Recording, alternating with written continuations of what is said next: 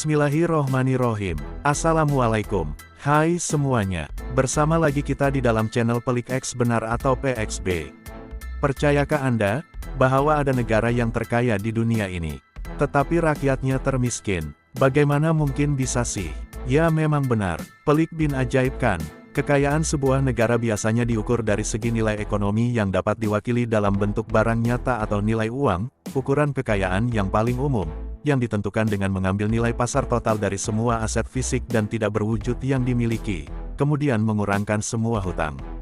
Kekayaan adalah akumulasi sumber daya ekonomi yang berharga. Seiring dengan prinsip kemajuan dan kemodernan masa kini, secara logikanya, negara kaya, rakyatnya pun kayalah kan. Jadi siapa yang kaya dan siapa pula yang miskin di dalam negara yang sangat kaya? Bagaimana pendapatmu guys? Penasaran kan apa saja? Apakah status dan kedudukan negara Anda juga tersenarai di dalam top 10 negara terkaya tetapi rakyatnya termiskin? Yuk, kita simak dan tonton video ini supaya tidak penasaran dan sesat guys. Sebelum itu, mohon agar channel ini di-subscribe. Jangan lupa like, share videonya dan tekan tombol loncengnya guys. Kepada yang subscribe dan share, semoga dimurahkan rezekinya dan masuk syurga. Amin ya rabbal alamin. Semoga dimurahkan rezekinya dan masuk syurga. Tahap kemiskinan bagi rakyat sesebuah negara ditakrifkan sebagai keadaan di mana seseorang itu tidak mempunyai pendapatan, atau sumber sokongan lain, yang mencukupi untuk memenuhi keperluan asas pribadi mereka secara konsisten, seperti makanan, tempat tinggal, dan pakaian. Kadar kemiskinan adalah bilangan orang, biasanya dinyatakan sebagai peratusan, dalam kumpulan demografi tertentu yang pendapatannya jatuh di bawah garis kemiskinan. Bank Dunia menetapkan garis kemiskinan antara bangsa yang dikemas kini dari $1.90 menjadi $2.15 sehari, diukur dalam dolar antara bangsa 2017, untuk mengukur kemiskinan ekstrim. Ini bermakna sesiapa yang hidup dengan kurang dari $2.15 sehari berada dalam kemiskinan ekstrim. Selain itu, setiap negara mungkin mempunyai garis kemiskinan kebangsaan mereka sendiri, yang menentukan pendapatan tahunan di mana seseorang atau keluarga dianggap miskin berdasarkan standar dan kos hidup di negara tersebut. Seseorang atau keluarga dianggap miskin berdasarkan standar dan kos hidup di negara tersebut. Tangga ke-10, Monaco. Monaco dikenali sebagai tempat permainan bagi miliarder, dengan gaya hidup mewah penduduknya dan harga hartanah serta barang yang sangat tinggi. Kejayaan ekonomi Monaco sebahagiannya disebabkan oleh kebijakan cukai yang menguntungkan, yang menarik miliarder dan individu kaya dari seluruh dunia untuk menetap di sana. Ini termasuk ketiadaan cukai pendapatan, yang menjadikan Monaco sebagai surga fiskal. Pada tahun 2022, tiada penduduk Monaco yang hidup di bawah garis kemiskinan. Ini sebahagiannya disebabkan oleh harga hartanah yang sangat tinggi yang hanya mampu dimiliki oleh yang kaya.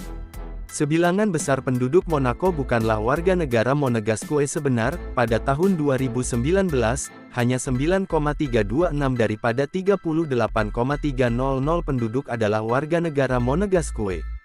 Selebihnya adalah pendatang asing, banyak daripada mereka yang berpindah ke Monaco untuk mengelakkan pembayaran cukai yang tinggi di negara asal mereka. Walaupun Monaco mempunyai kadar kemiskinan yang rendah atau sifar, ini tidak semestinya mencerminkan kesejahteraan sebenar semua penduduknya.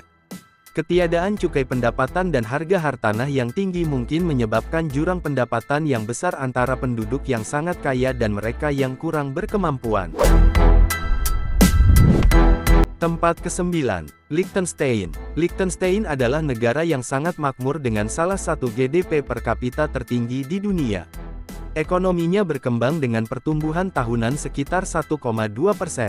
Gaji rata-rata di Liechtenstein adalah sekitar $6.436 sebulan, yang menunjukkan tingkat kemiskinan yang rendah. Namun, statistik mengenai kemiskinan di Liechtenstein hampir tidak ada. Negara ini memiliki sistem pendidikan yang kuat dengan kelas-kelas kecil dan guru-guru yang bermotivasi tinggi, yang menyediakan pelajar dengan kemahiran yang diperlukan untuk karir yang berjaya. Dalam ujian pendidikan OECD PISA 2012, Liechtenstein menduduki tempat ke-8 untuk matematik, ke-12 untuk membaca, dan ke-11 untuk sains. Sistem kesehatan di Liechtenstein juga kuat dengan penjagaan kesehatan awam yang dijamin dan dipantau oleh Kementerian Kesehatan Awam. Walaupun demikian, Liechtenstein masih bergelut dengan isu kesetaraan, terutama dalam hal pendapatan. Misalnya, jurang gaji gender pada tahun 2010 adalah sekitar 17,8%.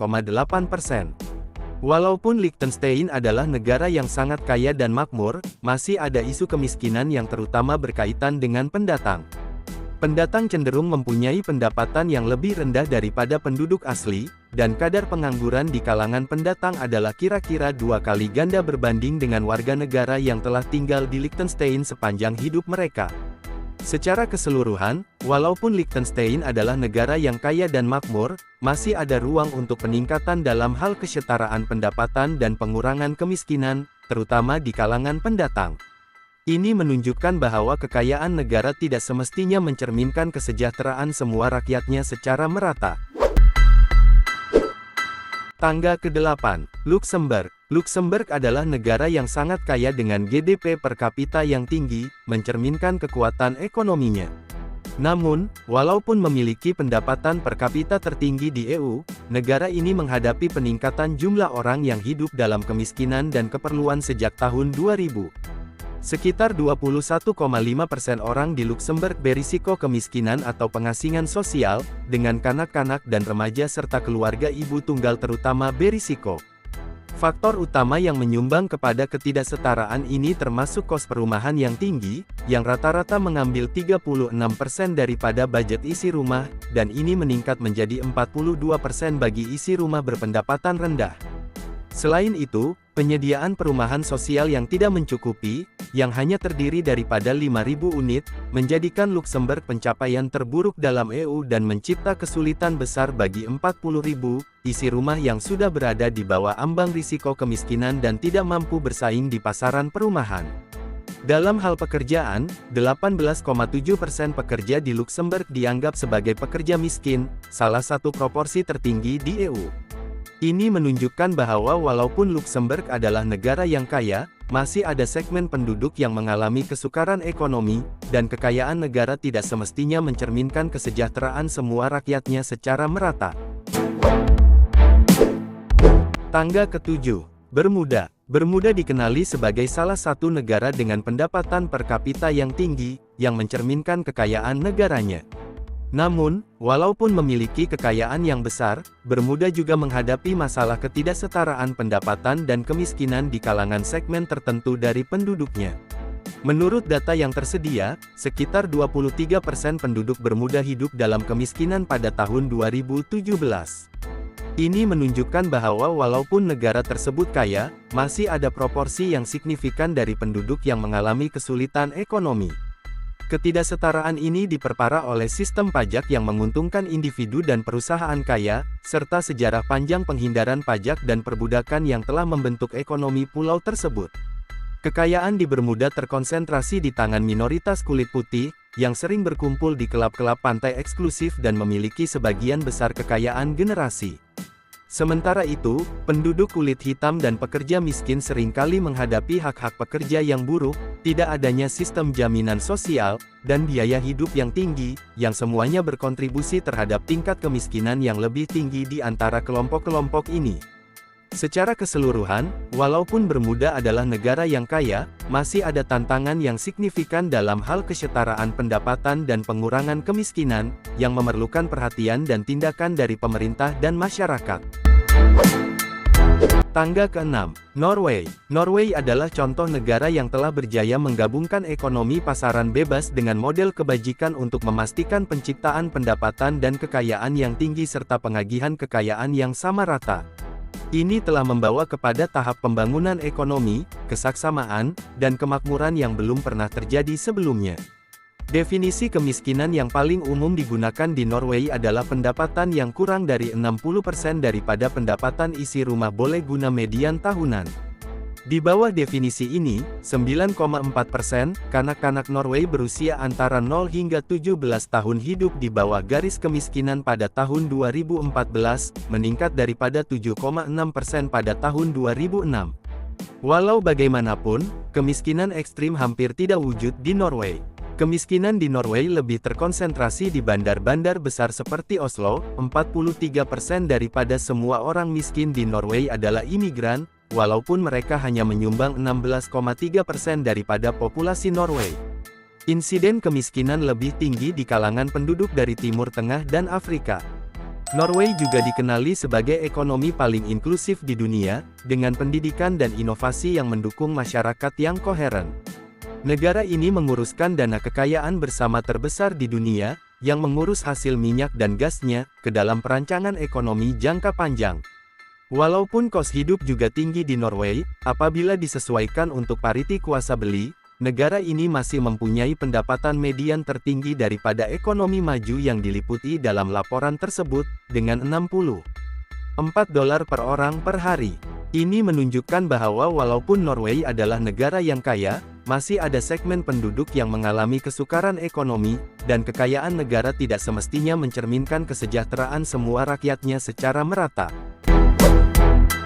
Tangga kelima, Ireland. Ireland, dengan GDP per kapita yang tinggi, adalah salah satu negara paling makmur di Eropa. Namun, seperti banyak negara maju lainnya, Ireland juga menghadapi masalah ketidaksetaraan pendapatan dan kemiskinan.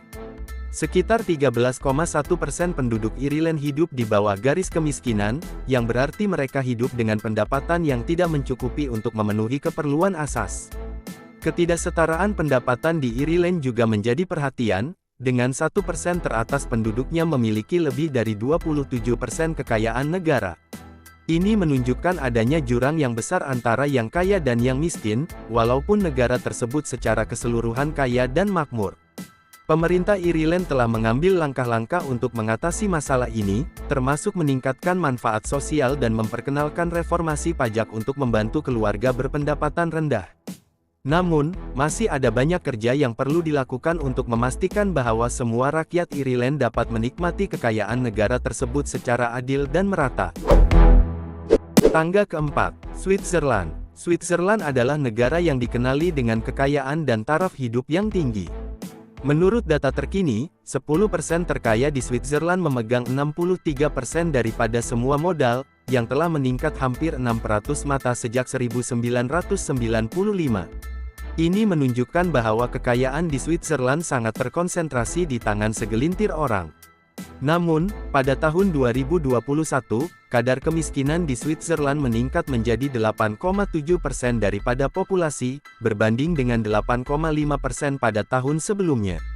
Ini bermakna kira-kira 745.000 orang hidup dengan pendapatan di bawah garis kemiskinan, yang ditakrifkan sebagai purata 2 franc Swiss 1.289, $2.546 sebulan untuk seorang individu dan 3 franc Swiss 1.989 sebulan untuk 2 orang dewasa dan 2 kanak-kanak. Masalah kemiskinan di Switzerland seringkali disalahfahami dan mereka yang hidup di bawah garis kemiskinan biasanya malu untuk mencari bantuan, yang menyebabkan mereka menjadi lebih terpinggir daripada yang diperlukan. Ini menunjukkan bahwa walaupun Switzerland adalah negara yang kaya, masih ada segmen penduduk yang mengalami kesukaran ekonomi, dan kekayaan negara tidak semestinya mencerminkan kesejahteraan semua rakyatnya secara merata. Tangga ketiga, Cayman Islands. Cayman Islands dikenali sebagai pusat keuangan dan surga cukai, dengan GDP per kapita yang sangat tinggi, sekitar $99.624.9 pada tahun 2022. Ini mencerminkan kekayaan negara tersebut, dan menarik banyak perusahaan dan individu kaya untuk menetap atau menguruskan keuangan mereka di sana. Namun, walaupun kekayaan yang kelihatan ini, terdapat masalah kemiskinan yang tidak dapat diabaikan. Pada tahun 2018, Unit Penilaian Kebutuhan Pemerintah Cayman Islands memberikan bantuan keuangan kepada 2.059 keluarga, termasuk membayar sewa untuk 543 keluarga dan bil elektrik serta air untuk 570 keluarga. Ini menunjukkan bahwa terdapat segmen penduduk yang memerlukan bantuan sosial untuk memenuhi keperluan asas mereka. Data mengenai ketidaksetaraan pendapatan atau indeks Gini untuk Cayman Islands tidak tersedia, tetapi kehadiran kemiskinan di tengah-tengah kekayaan negara menunjukkan adanya jurang pendapatan yang mungkin besar. Ini menunjukkan bahwa walaupun Cayman Islands adalah negara yang kaya, masih ada segmen penduduk yang mengalami kesukaran ekonomi, dan kekayaan negara tidak semestinya mencerminkan kesejahteraan semua rakyat. Tangga kedua, Qatar. Qatar adalah negara yang sangat kaya, dengan GDP per kapita yang tinggi, berkat sumber daya alamnya yang melimpah, terutama minyak dan gas alam. Pada tahun 2024, GDP per kapita Qatar diperkirakan sekitar $84.000. Negara ini juga memiliki salah satu tingkat pengangguran terendah di dunia, yang mencerminkan kekuatan ekonominya. Namun, kekayaan ini tidak terdistribusi secara merata di antara semua penduduknya. Sebagian besar kekayaan negara terkonsentrasi di tangan warga negara Qatar asli, dengan estimasi pendapatan rata-rata untuk warga negara Qatar sekitar $690.000 dari GDP per warga negara. Sementara itu, terdapat masalah kemiskinan yang signifikan di kalangan pekerja migran, yang merupakan sekitar 90% dari populasi dan tenaga kerja negara. Sistem kafala di Qatar, yang mengatur hubungan kerja antara pekerja migran dan majikan mereka, telah dikritik karena membatasi mobilitas pekerja dan terkadang menyebabkan kondisi kerja yang buruk. Pekerja migran seringkali menghadapi biaya rekrutmen awal yang tinggi dan kadang-kadang disalahgunakan oleh majikan yang mengambil paspor mereka, yang dapat menyebabkan situasi seperti kerja paksa. Oleh karena itu, walaupun Qatar adalah negara yang kaya, masih ada tantangan yang signifikan dalam hal kesetaraan pendapatan dan pengurangan kemiskinan, terutama di kalangan pekerja migran. Ini menunjukkan bahwa kekayaan negara tidak semestinya mencerminkan kesejahteraan semua rakyatnya secara merata. Tangga yang pertama, negara Singapura. Singapura dikenali sebagai salah satu negara paling makmur di dunia, dengan GDP per kapita yang tinggi dan infrastruktur teknologi canggih. Negara ini juga menawarkan persekitaran perniagaan yang mesra dan mempunyai tenaga kerja yang mahir, yang menyumbang kepada pertumbuhan ekonomi yang berterusan. Namun, walaupun kekayaan yang kelihatan, Singapura juga menghadapi masalah ketidaksetaraan pendapatan. Negara ini menduduki tempat ke-26 dari 136 negara dalam hal ketidaksetaraan pendapatan, menjadikannya negara kedua paling tidak setara di Asia. Menurut Kerajaan Singapura, lebih dari 105.000 keluarga hidup dalam kemiskinan, yang mewakili kira-kira 1 dari 10 rumah tangga atau 378.000 orang. Kira-kira 10% rumah tangga di Singapura termasuk dalam kategori berpendapatan rendah. Ini menunjukkan bahwa walaupun Singapura adalah negara yang kaya, masih ada segmen penduduk yang mengalami kesukaran ekonomi, dan kekayaan negara tidak semestinya mencerminkan kesejahteraan semua rakyatnya secara merata. Dalam Al-Quran, terdapat beberapa aspek yang berkaitan dengan keadilan, kesamarataan dan peranan pemimpin yang bertanggung jawab dalam memimpin sebuah negara yang dipertanggungjawabkan kepadanya. Antara misi terpenting Islam, bahkan menurut Fazlur Rahman di antara tema utama Al-Quran ialah membela, menyelamatkan, membebaskan, melindungi dan memuliakan kelompok du'afa atau mustadafin, yang lemah atau yang dilemahkan, yang menderita atau yang dibuat menderita. Dalam sebuah hadis qudsi diriwayatkan, Allah Subhanahu wa Ta'ala hanya menerima sholat daripada orang yang menyayangi orang miskin, Ibnu Sabil, wanita yang ditinggalkan suaminya dan menyayangi orang yang mendapat musibah. Ketika Nabi Musa alaihi salam bertanya kepada Allah Subhanahu wa Ta'ala, "Tuhanku, di mana aku harus mencarimu?" Allah Subhanahu wa Ta'ala berfirman, "Carilah aku di tengah-tengah mereka yang hancur hatinya." Menyayangi dan berbuat baik kepada anak yatim adalah kewajiban sosial setiap orang Islam. Membela anak yatim adalah salah satu usaha perjuangan Islam yang jarang dilakukan orang. Masalah sosial timbul karena 4 sebab, yaitu tidak memuliakan anak yatim, tidak memberi makan orang miskin, memakan warisan kekayaan alam dengan rakus dan mencintai harta benda secara berlebihan. Dalam Al-Quran Surah Al-Fajr, ayat 19 dan 20. Yang mafhumnya, dan kamu sentiasa makan harta pusaka secara rakus, dengan tidak membedakan halal haramnya. Serta kamu pula sayangkan harta secara tamak haloba. Pemimpin adalah bertanggung jawab atas kekayaan atau kemiskinan negara dan rakyatnya untuk kemakmuran, kesejahteraan, keamanan dan kedamaian hidup rakyat seluruhnya.